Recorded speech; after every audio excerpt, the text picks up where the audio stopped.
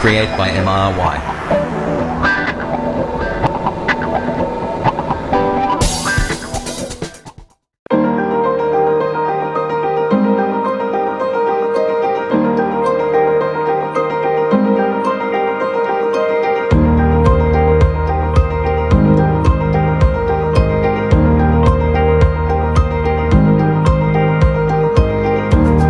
Assalamualaikum warahmatullahi wabarakatuh. Pada sesi akhir dari modul 3.1 ini saya akan menyampaikan rangkuman dari modul yang telah saya pelajari pada modul 3.1, yaitu pengambilan keputusan sebagai pemimpin pembelajaran. Jadi di antara modul-modul yang telah dipelajari pada tahap ini, kita diajarkan bagaimana kita dapat mengambil sebuah keputusan sebagai pemimpin pembelajaran. Tentunya keputusan yang diambil ini nanti dapat kita refleksikan kembali dan dapat kita terapkan yang rasa tanggung jawab dan adil dan dapat dilaksanakan dengan sebaik-baiknya di tempat. Baik, untuk pemahaman dari elaborasi modul ini, yang pertama nanti kita akan bahas tentang apa yang dimaksud dengan dilema etika dan begitu juga dengan apa itu yang disebut dengan bujukan moral. Karena dua hal ini adalah sesuatu hal yang berlainan. Nanti pada modul ini akan nampak sama kita perbedaannya. Kemudian kita juga akan membahas nanti bagaimana penerapan 4 paradigma di dalam pengambilan keputusan. Untuk bentuk contoh soalnya nanti bisa kita lihat pada deskripsi yang ada pada video ini. Kemudian kita juga akan menerapkan menjelaskan 3 prinsip pengambilan keputusan. Dan terakhir ada 9 langkah di dalam pengambilan keputusan. Jadi untuk memahami bagaimana kita bisa mengambil sebuah keputusan sebagai pemimpin pembelajaran, 9 langkah ini harus dilakukan. Kemudian dilema etika ataupun bujukan moral. Kita tahu bahwasanya terkadang kita sering mendengar ada yang bilang dilema, aku lagi dilema.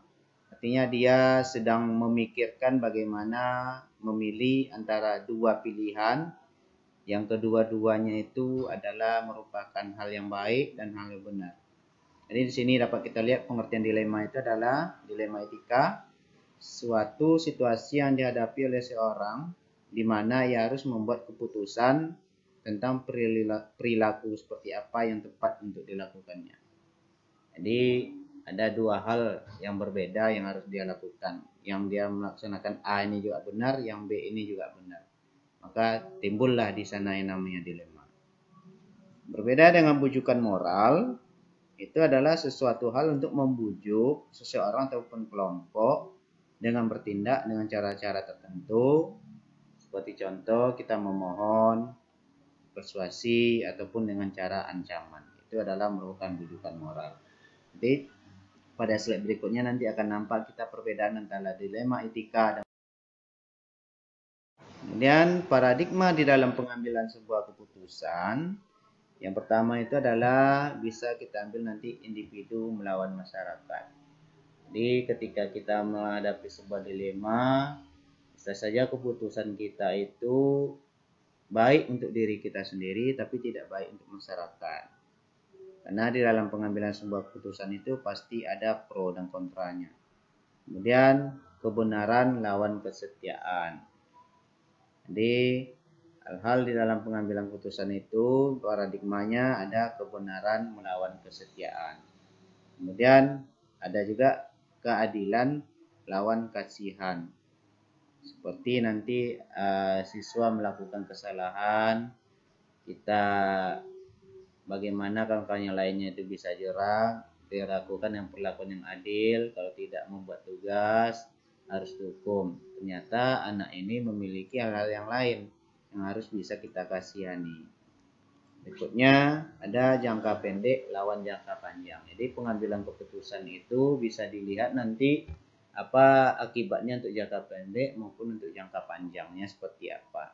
Ini dari segi paradigmanya. dari segi prinsip untuk pengambilan keputusan, ya.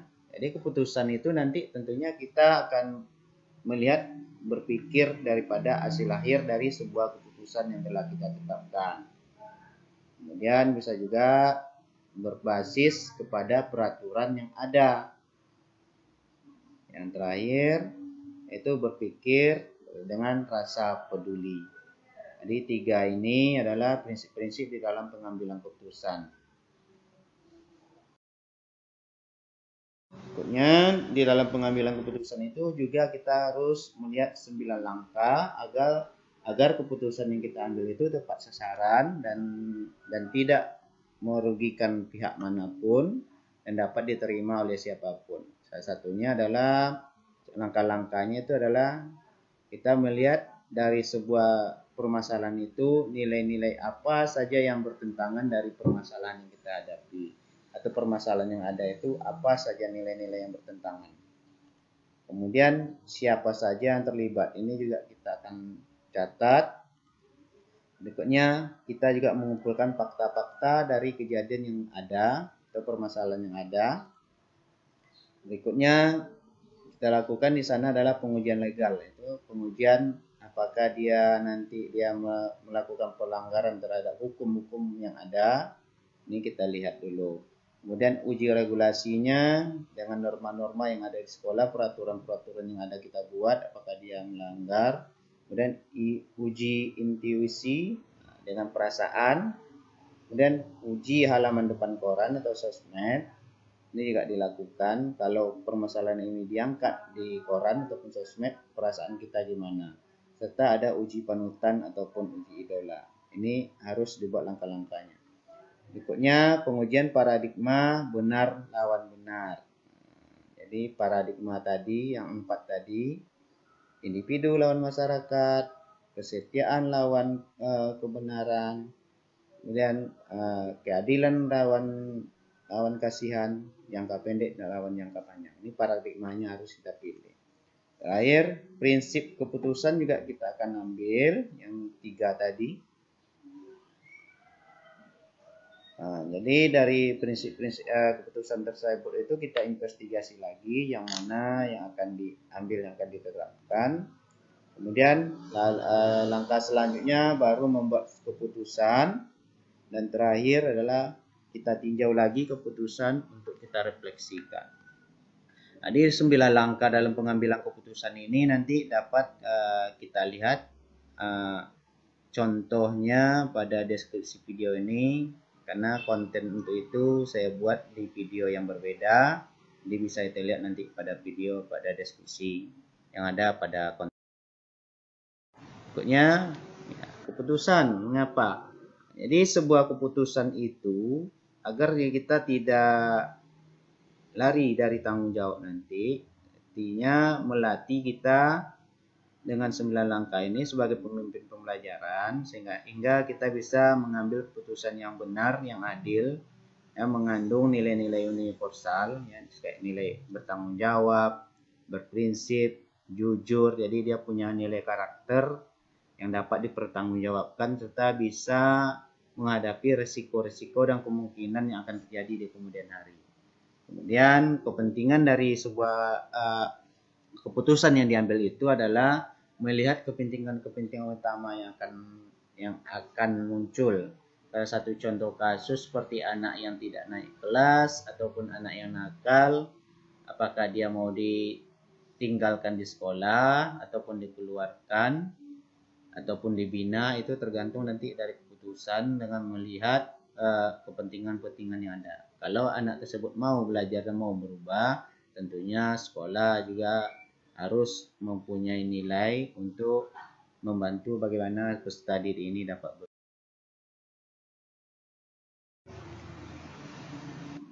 Dan sekolah itu merupakan institusi moral, jadi di mana pendidiknya itu juga harus bermoral dan dapat mendidik peserta didik agar dapat menuju kemerdekaan belajar.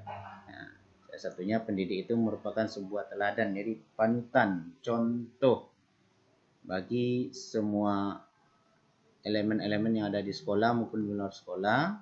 Kemudian dengan pembelajaran pengambilan keputusan ini kita bisa mewujudkan profil pelajar Pancasila, ya, seperti berkebinekaan global, kemudian ada lagi berpikiran kritis, gotong royong dan sebagainya.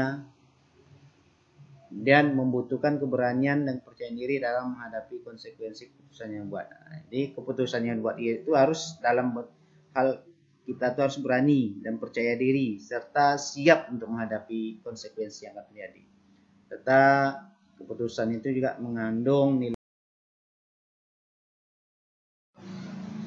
Kemudian keputusan itu yang dibuat itu harus dalam bentuk sadar. Jadi artinya ketika keputusan kita buat itu betul-betul kita sadari ini loh keputusan yang dibuat dan saya tahu konsekuensi dari keputusan yang saya buat ini seperti apa. Kemudian setelah kita sadar itu tentunya kita akan melakukan hal yang bertanggung jawab. Kemudian pendidikan itu, ya, kita di dalam dunia pendidikan ini menjadi seorang coach guna melaksanakan coaching. Kemudian kita juga menjadi pemimpin.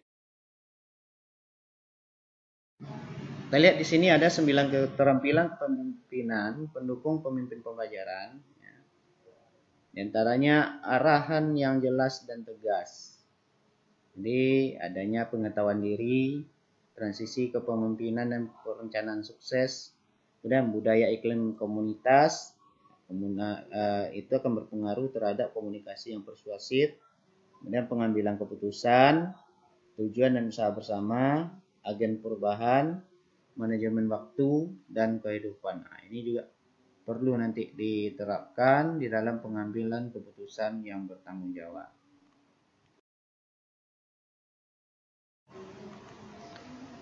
Membedakan bujukan moral dan dilema etika. Bujukan moral itu pada dasarnya itu sebuah keputusan ataupun bujukan yang antara kita sudah tahu di antara benar melawan salah. Artinya itu adalah bujukan moral. Sedangkan dilema etika itu adalah hal keputusan yang kita hasilkan adalah itu benar melawan benar. Di salah satu yang contoh tadi yaitu menggunakan paradigma dan tiga prinsip serta 9 langkah itu. Berikutnya diuji dengan 9 langkah untuk para dilema.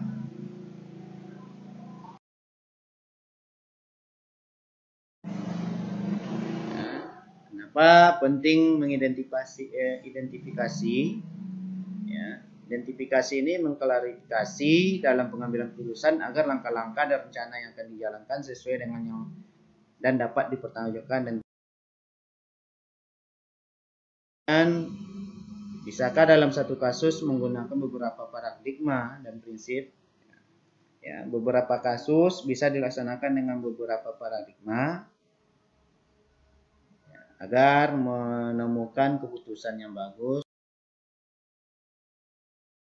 Kemudian prinsip pengambilan keputusan lebih kepada pendekatan dalam pengambilan keputusan. Bisa dari latar belakang, konsekuensi yang akan terjadi. Putusan dilematis itu semua putusan pasti ada yang pro dan kontra, terutama pada rule based thinking. Artinya seperti ini. Putusan yang kita buat itu pasti salah satu pihak itu ada yang kontra ataupun yang pro. Tergantung bagaimana kita lagi nanti dalam mengolahnya di dalam pembelajaran.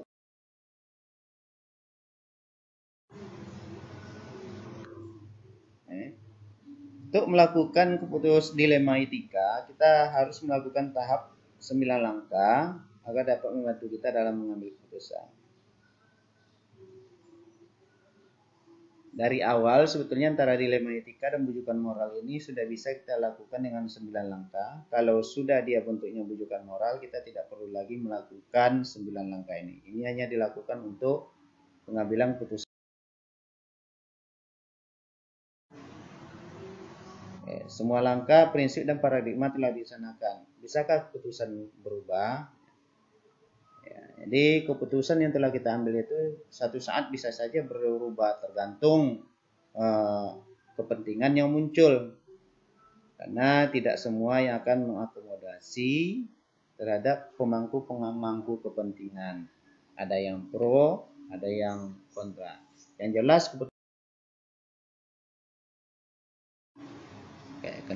kendala biasanya di dalam pengambilan keputusan itu biasanya di dalam institusi itu biasanya keputusan itu berada pada pimpinan. Jadi dari bawahan ini terkadang kurang diterima. Artinya keputusan inti itu, finalnya keputusan itu kebanyakan adalah untuk melakukan keputusan-keputusan yang bertanggung jawab, kita harus melakukan hal-hal yang positif dengan melatih dan mengontrol emosi. Dan anak perlu dikonseling ataupun di coaching, guru perlu dikonseling juga. Pada modul ini refleksinya dapat kita memperkaya keterampilan dalam mengambil keputusan. Hal yang perlu dilakukan setelah mempelajari modul ini dalam pengambilan keputusan agar dapat diterima semua pihak, serta perasaan dan pemikiran dilaksanakan dengan rasa. Demikian yang saya sampaikan. Terima kasih. Wassalamualaikum warahmatullahi wabarakatuh.